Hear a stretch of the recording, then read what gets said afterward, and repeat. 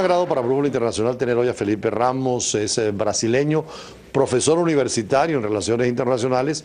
Y claro, la pregunta obligada es sobre las elecciones del Brasil. ¿Qué va a pasar después de una primera vuelta que nadie creía que iba a pasar lo que sucedió? ¿Y qué espera a Dilma Rousseff y a Neves? ¿Cómo se ve el programa brasileño, Felipe? Bueno, de las elecciones en Brasil de ese año no se puede hablar todo, menos que son aburridas, ¿no? Es una montaña rusa política en donde nadie puede decir con antelación lo que va a ocurrir, ¿no? Pero lo que se puede decir, sí, es que ya estaba ahí en la previsión de que Marina Silva iba a declarar su apoyo al candidato Aécio Neves, en lo que pese su trayectoria política de militante, de fundador del Partido de los Trabajadores, que es el partido de la presidenta Dilma y del expresidente Lula, ¿no? ¿Eso puede quitarle votos a Lula y a la izquierda?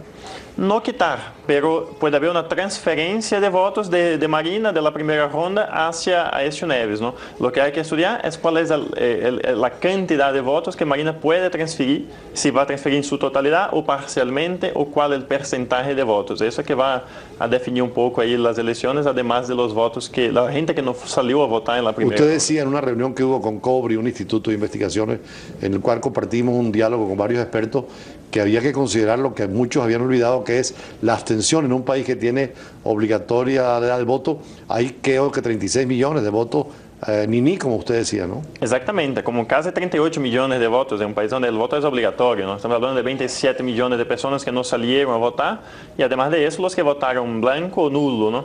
Entonces estamos hablando ahí de una cantidad de votos que es superior al segundo candidato Aécio Neves, ¿no? Entonces estamos hablando de que esos votos pueden también decidir las elecciones, aunque podemos hablar de una tendencia de que ellos se mantengan en ese nivel de abstención o de votos blancos y nulos. Entonces, la tendencia de los votos a ser más disputados son los votos de Marina Silva. Ese es el principal punto ahí que... La también de duda que hay es por qué, y la gente no encuentra respuesta, Marina Silva, que arrancó con una fuerza extraordinaria, casi empatando a Dilma Rousseff en la primera, cae tanto en la campaña electoral. Tal vez tanto Neves como Rousseff centraron los ataques en Silva.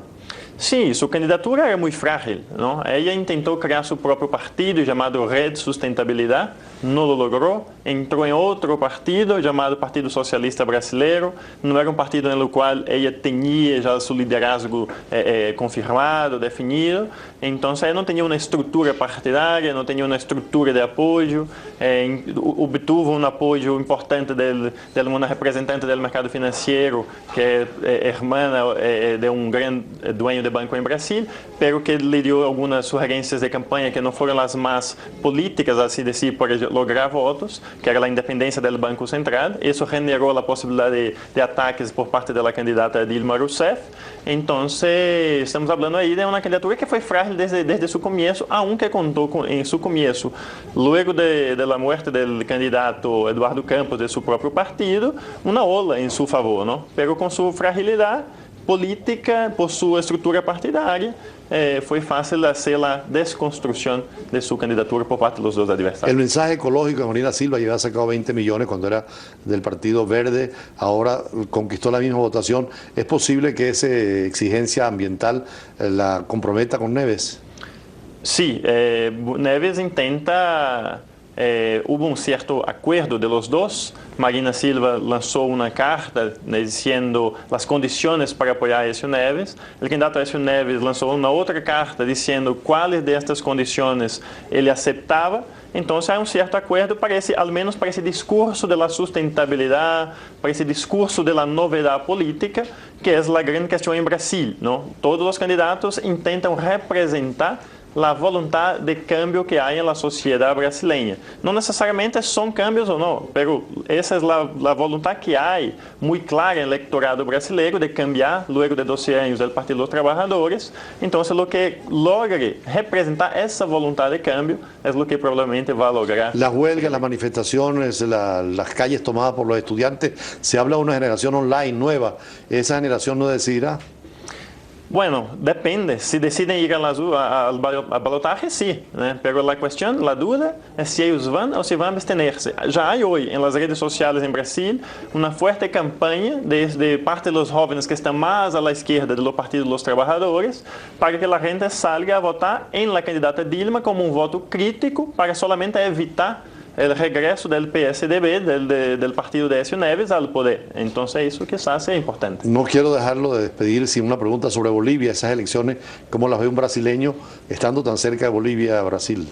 Bueno, es muy importante, ¿no? Brasil tiene una comunidad de bolivianos muy grande, principalmente en el estado de São Paulo, que fue donde hubo grandes escuelas, por ejemplo, para votar el último domingo. Entonces, tenemos una importancia estratégica ahí del suministro de gas de Bolivia hacia las industrias de Brasil, ¿no? Entonces, es una parcería estratégica que tenemos en el ámbito del Mercosur, Bolivia como estado asociado, en proceso de tornar-se miembro pleno. Entonces, vemos con mucho buen ojo, así que de hecho Bolivia tiene una capacidad de mantener hoy su estabilidad a través de las elecciones y su estabilidad democrática. Vamos a ir al corte, pero queremos hablar un poco del Mercosur. Usted que es brasileño y Venezuela ahora mismo en el Mercosur, para ampliar un poco las alternativas y las ventajas que nos da ingresar al Mercosur. Ya regresamos, seguimos conversando sobre estos temas internacionales.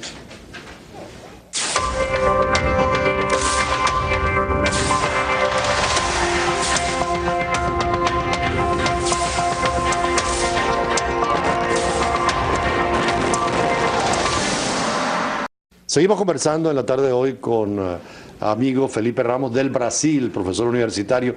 Esto de Bolivia y el tema electoral en Brasil fortalece la democracia latinoamericana y la integración, ¿no? Sí, por supuesto. Principalmente si recordamos que son dos países, tanto Brasil, pero principalmente Bolivia, que tuvieron inestabilidades institucionales muy fuertes, ¿no? En las últimas décadas. Y se decía que en Bolivia un presidente llegaba al poder y no sabía cuándo salía. Se hablaba de 140 golpes de Estado en la historia de Bolivia. ¿Sí? Exactamente. Entonces tenemos un presidente que va a llegar a 15 años de su mandato, aunque a algunos no les guste quedarse tanto tiempo en el poder, o que alguien quede tanto tiempo. Brasil, ¿cuánto tiempo el presidente tiene derecho a quedarse en el poder? 4 años con derecho a una reelección, un periodo nada de más. reelección. Nada Por más. eso Lula no pudo ir a la reelección, a menos que modificar la Constitución, pero no quiso modificar. No quiso modificar. Tenía toda la posibilidad de eso, que tenía una gran aprobación popular, pero prefirió crear su propia sucesora, y que fue la presidenta Dilma, ¿no? Ahora, en materia de integración se habla mucho que es la alternativa para América Latina. ¿Cómo está el Mercosur? ¿Qué ventajas tiene, sobre todo ahora que ingresó Venezuela? Bueno, con el ingreso de Venezuela fue muy importante para los países del Mercosur, por ampliar el Mercosur para la región norte de Sudamérica, ¿no? El Caribe, sobre todo. Exactamente. Antes se hablaba del Mercosur, que era solamente el Cono Sur. Incluso Brasil, como es un país muy grande en términos territoriales también, la parte norte de Brasil no se identificaba con el Mercosur. Se decía que era un bloque solamente para la parte sur de Brasil y los países del Cono Sur, ¿no? Y que es una oportunidad ese norte con 30 millones de personas para el comercio de Venezuela, ¿no? Exactamente. Y tenemos, por ejemplo, hoy una posibilidad de Manaus, que es donde está una gran producción de motos de línea blanca en la zona franca de Manaus, de exportar su producción hacia los mercados internacionales a través de Venezuela, que es un país con el cual tenemos frontera y carretera asfaltada, ¿no? Desde Ahora, Manaus ustedes ya tienen más de 15 años, le han dado a Venezuela un plazo para ponerse al día, creo que 4 años, ¿no? Exacto. Estos plazos son negociables a depender de las necesidades políticas, de las coyunturas económicas, pero este es un plazo con el cual trabajamos, que pensamos que es muy factible, ¿no? ¿Qué debe aprender Venezuela en ese sentido? Tanto normas comunitarias de derecho, pero también prácticas comerciales. No, exactamente. Hay que reimpulsar la producción nacional, superar sus dificultades coyunturales en la economía. Es importante tener eso muy claro, ¿no? De que es posible impulsar un proyecto político, social, como ha hecho Bolivia, Ecuador e incluso Venezuela con el presidente Chávez, al mismo tiempo también dejar un poco de espacio para que aumentar la producción y la competitividad internacional. ¿No hay un poco de temor de algunos empresarios venezolanos de que ustedes, que producen mucho mejor calidad y Argentina y a menos precio, invadan el mercado venezolano? Bueno, eso se puede coordinar políticamente, ¿no? Ahí podemos hablar de integración productiva, lo que ha pasado en Brasil y Argentina, el mercado automotriz. Justamente porque los dos países tenían una industria desarrollada en ese sector, se habló, entonces vamos a agregar, vamos a poner las dos industrias para conversar coordinadas políticamente, para que una no sea solamente una competencia con la otra, sino que hacer la integración a partir del suministro de insumos, de la dependencia tecnológica, la transferencia de tecnologías, etcétera, ¿no? Entonces, usted estaba en la frontera entre Brasil y Venezuela, ha trabajado con el Instituto Fronterizo, ve el desarrollo inmenso de Brasil fronterizo, nos hace falta a nosotros también dirigir ese desarrollo hacia el sur, ¿no? Exactamente, y esa es la gran oportunidad, el gran reto que tiene Venezuela es de cómo reimpulsar su economía para también aprovecharse de las oportunidades, no solamente de comprar los productos del Mercosur, sino que aumentar también sus exportaciones hacia el bloque. Cuando hay controversias, hay un tribunal o hay una junta de arbitraje. Bueno, hay tanto el Tribunal de Controversias del Mercosur, como hay también la posibilidad de acceder a tribunales internacionales, ¿no? Entonces, eso se depende mucho más de la materia en juicio y también de la decisión política de la parte, ¿no? Los parlamentarios del Mercosur, Venezuela hasta ahora no lo ha leído, creo que es por elección directa y son 17 aparentemente. También está en rediscusión el rediseño del Parlamento a partir del ingreso de Venezuela. Hoy tenemos pesos relativos distintos a partir del tamaño de la población de cada país.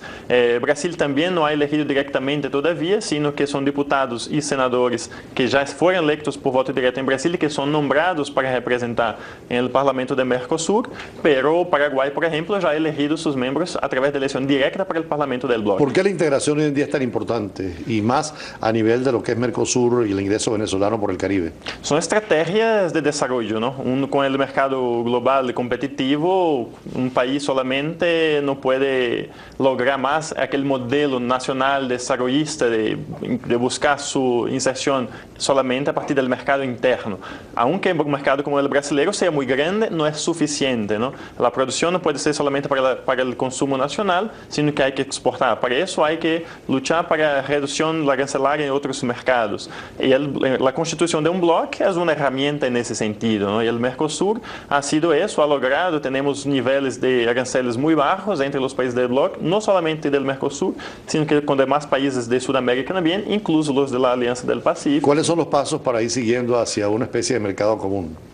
Bueno, ahorita hay dificultades porque las economías, bueno, la propia economía brasileña se ha desacelerado un poco, entonces eso, claro, tiene impactos, así como la integración europea sufre las amenazas de las crisis de los países que componen el bloque. En Brasil también, y también las economías de la región, necesitamos reimpulsar las economías para luego hablar de una profundización también del bloque, pero mientras tanto estamos profundizando en términos sociales, en términos políticos, con distintas iniciativas educacionales, culturales y sociales en el bloque. Ahora, desde el punto de vista cultural también la integración tiene que marchar, desde el punto de vista político, más allá del intercambio económico, ¿no? Exactamente, estamos hablando de la integración, que la gente aprenda la lengua del otro país, que un venezolano hable portugués, que un brasileño busque hablar no solamente el inglés, que es un idioma internacional por supuesto, pero que busque también comprender el idioma español, escribir, leer, integración de escuchar música de los demás países, de conocer la cultura del otro, y eso es un reto que estamos superando poco a poco.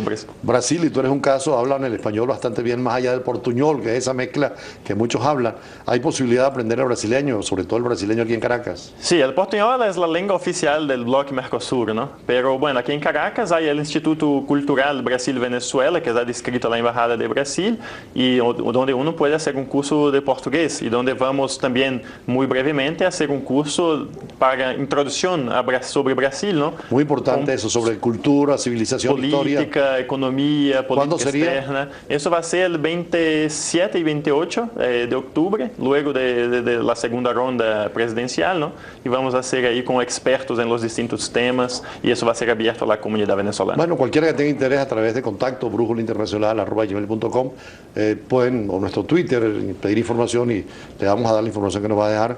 Hoy Felipe Ramos, quien es profesor universitario brasileño, vive en Venezuela por ahora, y estuvimos conversando sobre las elecciones en Brasil, tan importante, ya hablaremos después cuando definitivamente tengan un presidente o una presidenta, sí, porque se juega entre la derecha, centro derecha y centro izquierda, ¿no? Exactamente, y vamos a ver lo que va a pasar, está todo en abierto y el pueblo es lo que va a decidir. Bueno, y ahora también hablaremos de integración cultural y educativa, porque tenemos a Alberto Ramírez de la Universidad de Nueva Esparta para hablar sobre los retos de la sociedad internacional y de educación. Ya regresamos. Gracias.